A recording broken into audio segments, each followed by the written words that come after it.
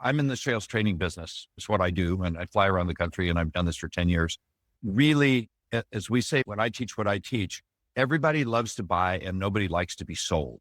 So almost every person I know brings an anxiety about self-promotion to the table because it is that, ooh, do I really want to tell everybody that I just written a cool book that I think's cool, but maybe what they don't think it's cool?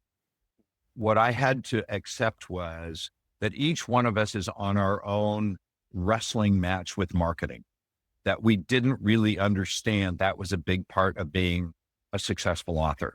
This book for me also was the culmination of a first draft that was written in 2007, which sat in my then Google Drive for about 8 years.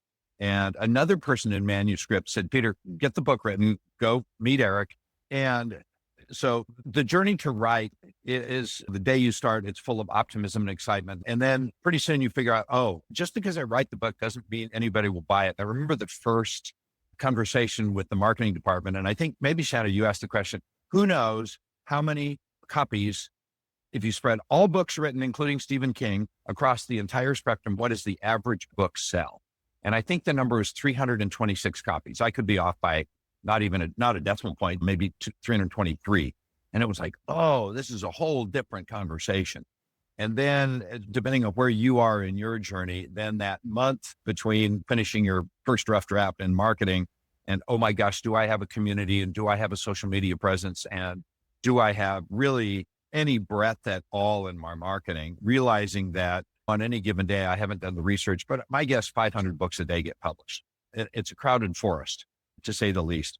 And at some point, almost everybody, and I don't know where you are in your cycle, gets really nervous and really anxious about the marketing part. We thought we were authors. Hell, now we're supposed to be marketers. What the hell again? And at some point, for me, the most important thing is to relieve the pressure and just say, the most important thing is let's get the book done and let's become less uncomfortable about self-promotion. And I just looked at my KDP just now. I wanted to get the number. I think about 3 weeks ago, I hit my 1,000th book sale.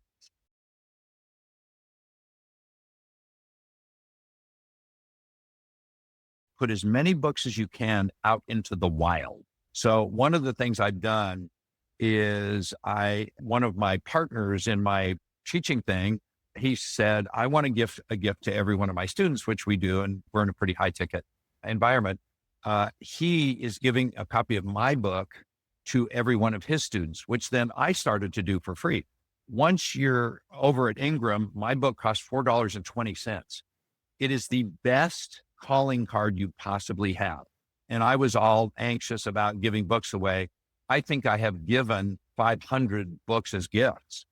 And what he says is you never know who reads the book. I remember I was having this little sort of existential crisis around, oh man, is somebody really going to pay for my book? I realized that people were really honored to be an early supporter. And it was really good. They enjoy being on the journey with you.